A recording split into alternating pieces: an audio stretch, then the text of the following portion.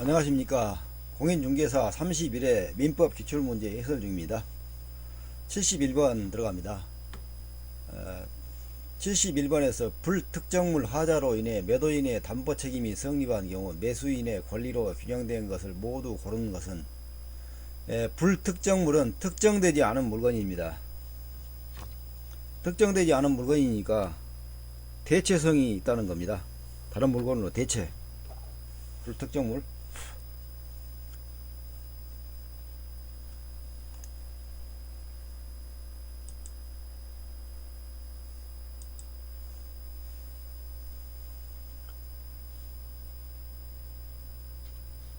불특정물.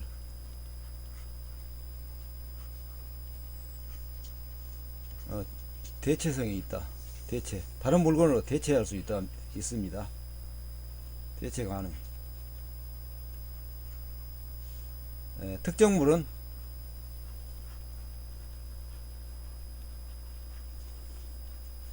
1번지 주택. 매매계약에서 종목 1번지 주택 한 채, 이 1번지의 주택이 하나만 있으면 이 주택이 특정이 된 겁니다. 특정이 되었습니다. 그래서 특정물 매매이고, 불특정물은 대체가 가능하니까 특정되지 않았다는 겁니다. 그래서 예를 들면은 찰벽 1톤 이렇게 하면은 찰벽가 이게 특정이 되지 않은 겁니다. 그러니까 다른 찰벽으로 이게 대체가 가능하죠. 예를 들면은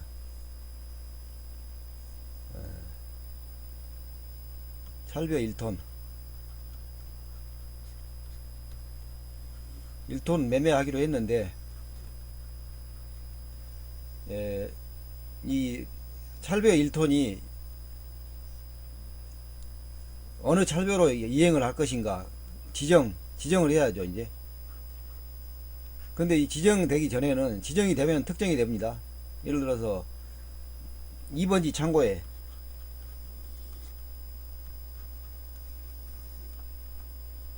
거에 있는 보관 중 요걸로 이행을 하자 하면은, 이행을 하자고 지정을 하면은 이때 지정이 됩니다. 지정이 돼 가지고 특정이 됩니다. 특정이 되는데, 이 지정되기 전에는, 지정 전에는 특정이 안 되어 있기 때문에 대체가 가능합니다. 이게 불특정물 매매입니다. 그런데 이 불특정물에 하자가 있으면은, 이렇게 지정했는데 특정이 됐죠. 이제 특정이 됐는데 여기 하자가 있어요. 하자. 이게 흠이 있다는 겁니다. 예를 들어서 이게 하자, 벼가 하자가 있는 경우에는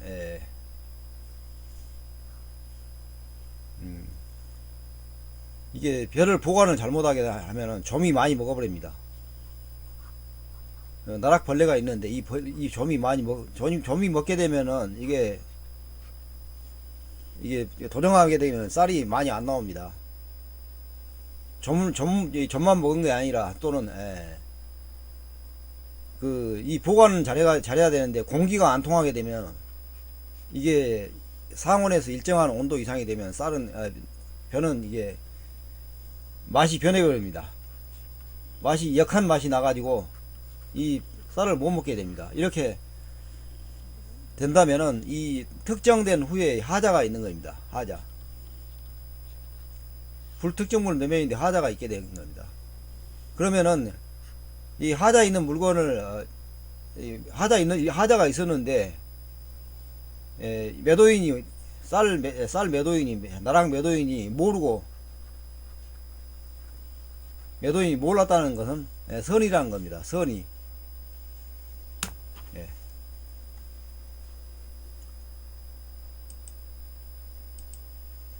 모르고 매매 계약 당시에 이게 이 쌀이 이 나락이 상한 나락인지 몰랐다는 겁니다. 매매 계약 당시에 선이 몰랐다는 거. 이러한 경우에 이제 이 매도인이 담보 책임을 지게 됩니다. 이렇게 이 상한 나락을 인도를 했다면은 담보 책임을 져야죠. 예. 담보 책임이 무슨 뜻인지, 하자가 무슨 뜻인지 이해가 되시죠, 이제? 이거는 지금 이 불특정물을 하자라면은 이거는 이 시험이 공인중개사 시험 문제인데, 불특정물을 하자로 인해 가지고 이 공인중개사가 불특정물을 다루는 경우는 극히 예외적인 경우입니다.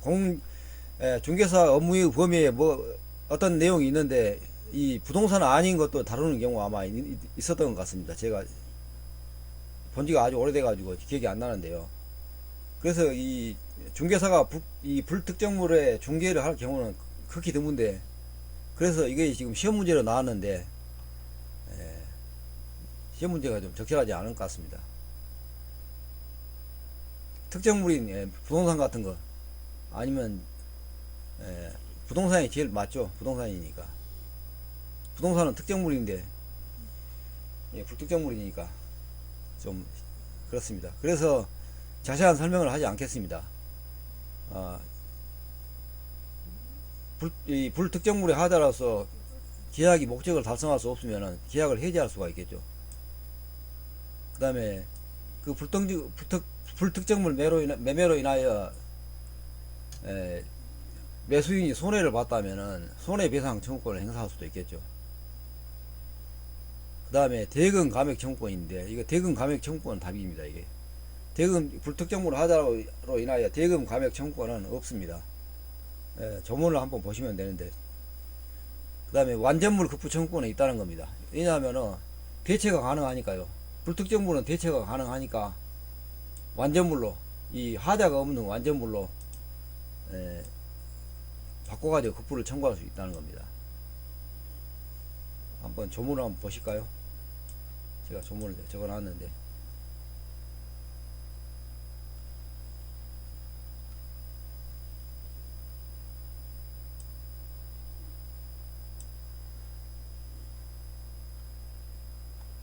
이거 민법입니다.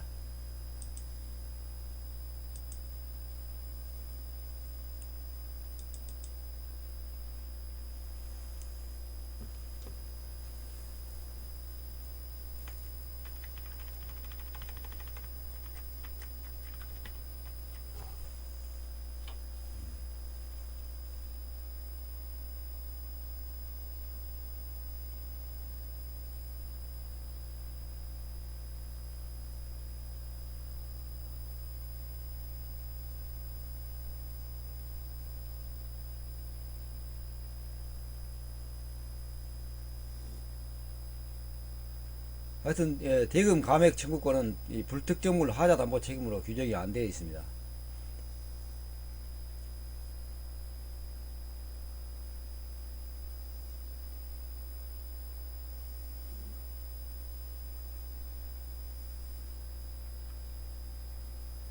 이 불특정물은 종류 매매입니다. 종류로만 지정된 경우. 그러니까 철벽 1톤 그러면 이 종류로만 지정이 된 겁니다.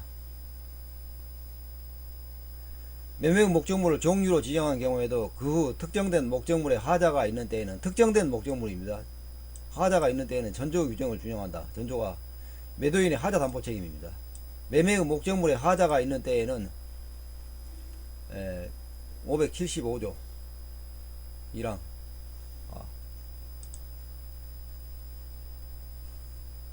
575조 1항이 매매의 목적물이 지상권, 지역권, 전세권, 질권 또는 유치권의 목적이 된 경우에 매수인이 이를 알지 못한 때에는 이로 인하여 계약의 목적을 달성할 수 없는 경우에 한하여 매수인은 계약을 해지할 수 있다. 기타 경우는 손해배상만을 청구할 수 있다. 이렇게 됐습니다.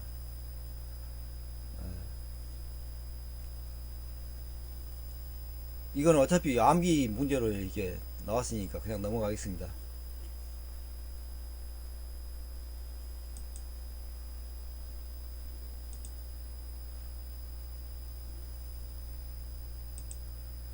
72번.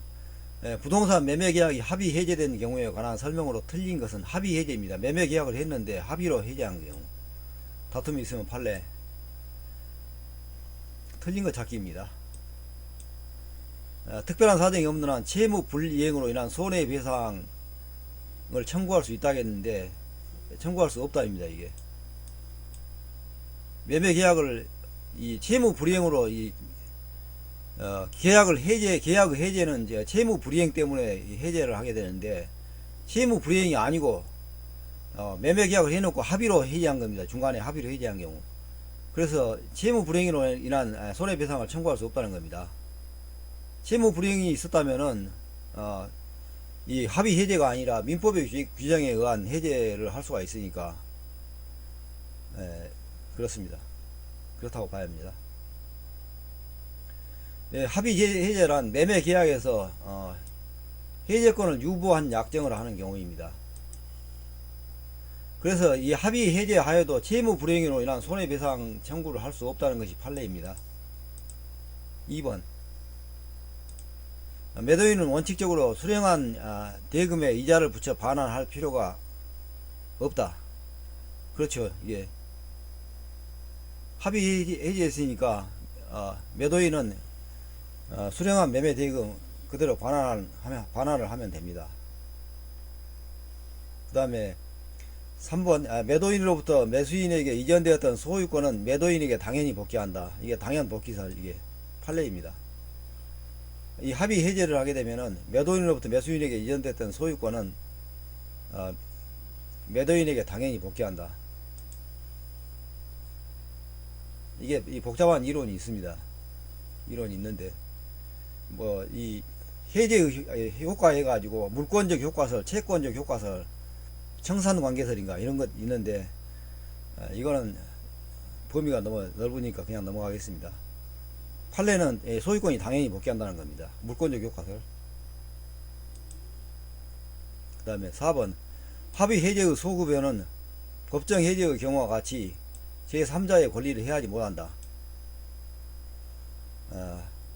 이 법정 해제는 그러니까 민법이 규정한 해제를 하게 되면 채무 불이행으로 인한 해제를 하게 되면은 이게 채무 불이행으로 인한 해제가 법정 해제입니다. 법정 해제를 하게 되면은 제3자의 이 해제를 하게 되면 해제의 효과가 소급효가 있습니다.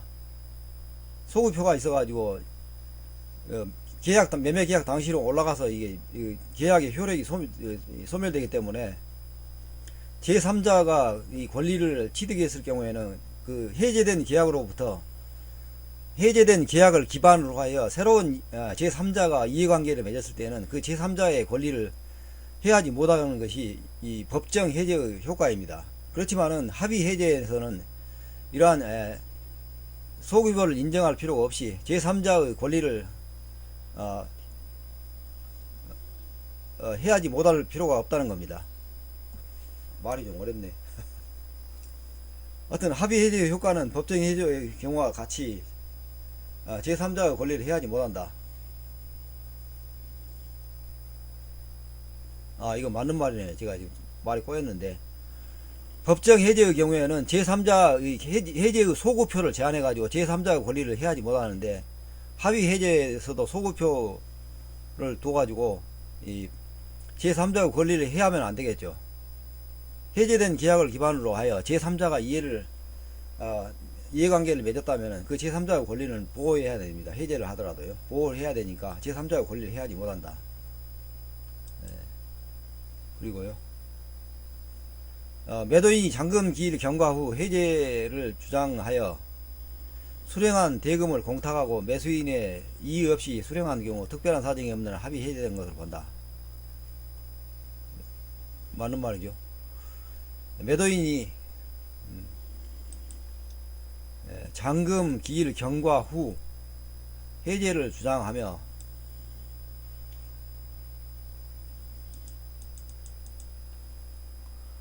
수령한 대금을 공탁하고 매수인이 이의 없이 수령한 경우, 그러니까 매도인이 잔금기일 경과 후에 해제를 효과를 주장하며 수령한 대금을 공탁하고 매매 대금을 공탁하고 매수인이 이의 없이 수령하면 이 공탁 효력이 발생하고 그 매매 대금을 반환한 것과 이 동일한 효과가 있기 때문에 이 합의 해제되는 것을 봐야겠죠. 이거 판례를 지금 있을 건데 지금 판례를 지금 안 찾아봤네요. 당연히 이게 이 내용이 맞으니까요. 72번은 이렇게 넘어가겠습니다.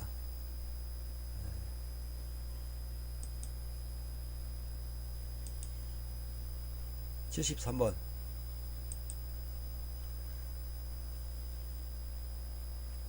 갑은 자신의 X 토지를 을에게 매도하는 계약을 체결하고 갑이 매도인, 을은 매수인, 을로부터 계약금을 수령하였다. 계약금 계약을 했습니다. 이에 관한 설명으로 틀린 것은 다툼이 있으면 판례. 을이 지급한 계약금은 해약금으로 추정하는 것이 판례입니다. 해약금입니다. 565조. 매매 당사자 일방이 계약 당시에 금전 기타 물건을 계약금, 보증금 등의 명목으로 상대방에게 교부한 때에는 당사자 간에 다른 약정이 없는 한 당사자 일방이 이행에 착수할 때까지 교부자는 이를 포기하고 수령자는 그 계획을 상환하여 매매 계약을 해지할 수 있다. 551조가 이게 해제 찾아보죠.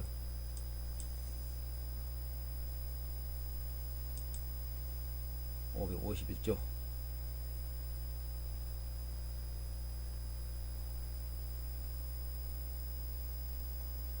해지 551조는 계약의 해지 또는 해제는 손해배상의 청구에 영향을 미치지 아니한다. 그런데 이 규정을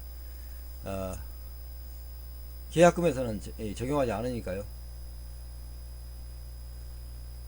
적용하지 않으니까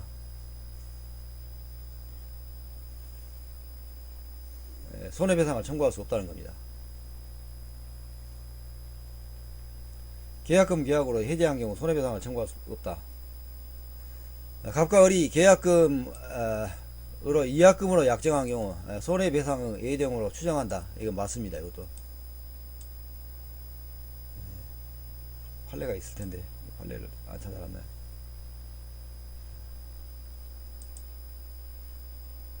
제가 판례를 안 찾아놨습니다. 이건.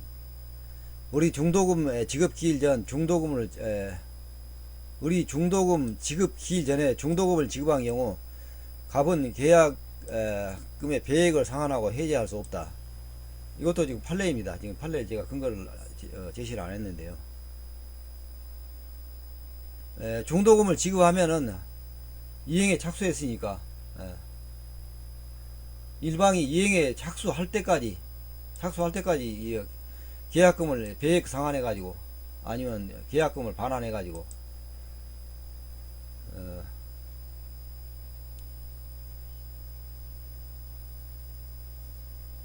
일방이 이행에 착수할 때까지 그 배액을 상환하여 해제할 수가 있죠. 그런데 이미 중도금을 지급한 경우에는 이행에 착수했기 때문에 계약금 배액을 상환하고 해제할 수가 없게 됩니다. 이 중도금 지급 기일 전이라도 판례입니다. 만약 을이 갑에게 약정한 계약금의 일부만 지급한 경우 갑은 수령한 금액의 배액을 상환하고 계약을 해제할 수 없다. 이것도 맞습니다. 이것도 지금 판례인데 제가 판례를 근거를 여기다 안 적어놨습니다. 이렇게 그냥 기억만 하시면 되겠습니다. 다시 한번 읽어보면요. 을이 갑에게 약정한 계약금의 일부만 지급한 경우 갑은 수령한 금액의 배액을 상환하고 계약을 해지할 수 없다. 맞습니다. 만약 X토지가 토지거래 허가 구역내에 있고 매매 계약에 대하여 허가를 받은 경우 갑은 계약금 배액을 상환하여 해지할 수 없다. 이게 틀린 겁니다.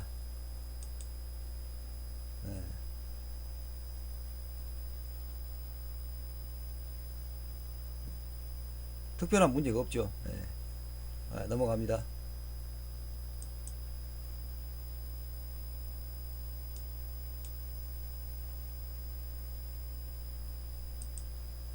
(74번) 임대차.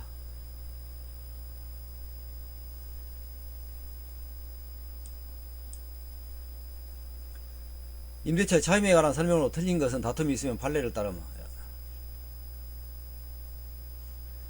1번 임차물의 일부가 임차인의 과실 없이 멸실되어 사용 수익할 수 없는 경우 임차인은 그 부분의 비율에 의한 차임의 감액을 청구할 수 있다. 이것은 맞습니다. 627조 일부 멸실 등과 감액 청구 해지권 임차물의 일부가 임차인의 과실 없이 멸실 기타 사유로 인하여 사용 수익할 수 없는 때에는 임차인은 그 부분의 비율에 의한 차임의 감액을 청구할 수 있다. 1번 지문은 맞고요. 2번 지문 여럿이 공동으로 임차한 경우 임차인은 연대하여 차임의 지급 의무를 부담한다. 공동 임차인의 연대 의무입니다. 이게 공동 차주의 616조가 이게 사용 대차입니다. 사용 대차인데 공동 차주 그러니까 차주가 여러 명이면은 공동 연대 의무가 있다는 겁니다. 수인이 공동하여 물건을 차용할 때는 연대하여 그 의무를 부담한다. 이 공동 차주 연대 의무를 임대차에 준용하고 있습니다. 그러니까 여럿이 공동으로 임차한 경우 임차인은 연대하여 차임 지급 의무를 부담하게 됩니다. 연대 채무이죠.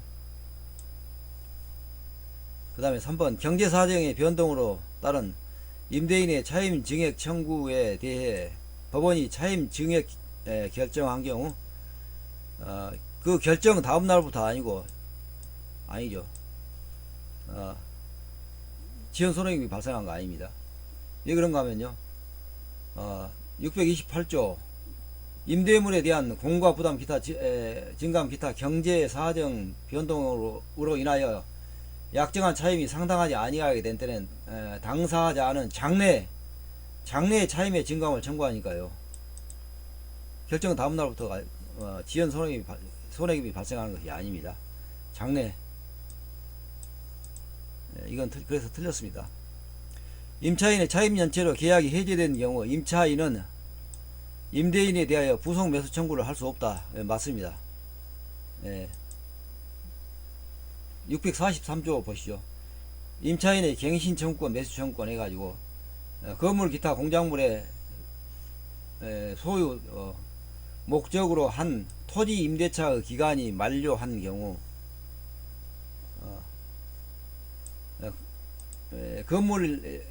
건물이 현존한 경우에 건물이 현존한 경우에 283조 규정을 준용한다. 그래서 임대차 기간이 만료한 경우에 부속물 매수 청구권이 발생하죠. 기간이 만료했을 때 토지 임대차 기간이 만료한 경우에 그러니까 계약 토지 임대차 기간이 만료한 경우에만 이 매수 청구권을 행사할 수 있지 차임 연체로 계약이 해제된 경우에는 부속물 매수를 청구할 수 없다는 겁니다.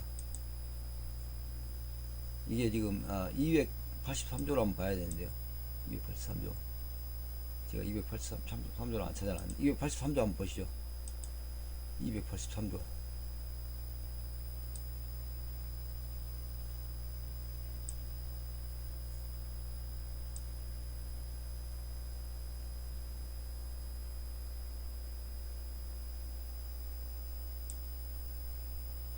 지상권자의 갱신청구권 매수청구권을 성격이 비슷한 임대차에 준용하는 경우입니다.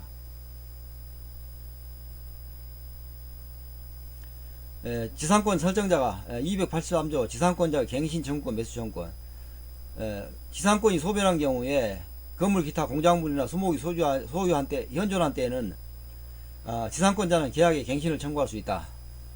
지상권 설정자가 계약의 갱신을 원하지 아니하는 때는 지상권자는 상당한 가액으로 전항의 공작물이나 수목의 매수를 청구할 수 있다. 이렇게 했죠. 그러니까 이 말을 지금 이 규정이 임대차에 준용되니까요. 이 말을 임대차에 맞게 살짝 바꿔보면요.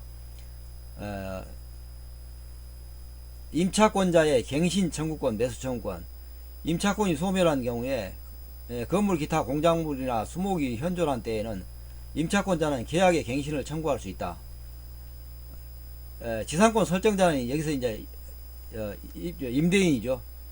임대인이 계약의 갱신을 원하지 아니한 때에는 임차인은 상당한 가액으로 전항의 공작물이나 수목의 매수를 청구할 수 있다. 이렇게 준용하면 지상권이 임대차에 준용되어 있으니까 이렇게 규정을 용어를 바꿔가지고 설명을 할 수가 있습니다. 그러니까 분명히 여기 지상권이 소멸하겠는데 했는데 이 존속기간 임대차에서는 존속기간 만료로 하겠으니까요.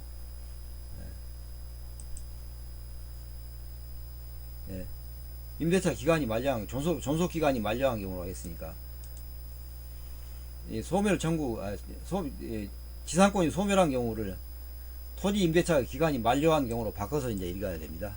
그래서 계약이 해지된 경우에는 차임 연체로 해지된 경우는 이건 부속 매수 청구를 할 수 없다. 이건 맞고 그래서 맞습니다. 연체 차임액이 일기의 차임액에 이르면 건물 임대인이 차임 연체로 해지할 수 있다는 약정은 무효입니다. 차임액이 2기에 이르어야 합니다. 2기. 1기는 2기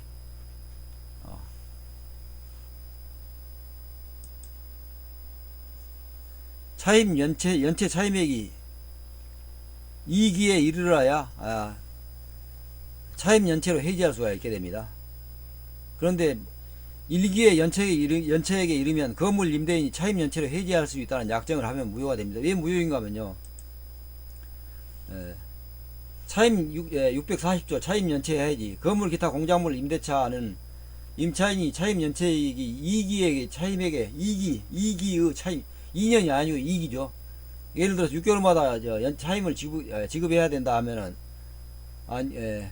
아니면 매월마다 차임을 지급해야 한다 하면은 월 단위로 2개월 연체하면 2기가 됩니다.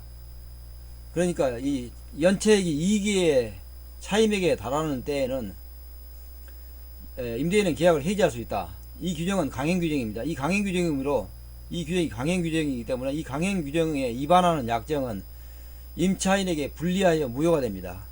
그래서 이 약정이 무효가 된다는 겁니다. 74번은 이 정도로 하시고요. 75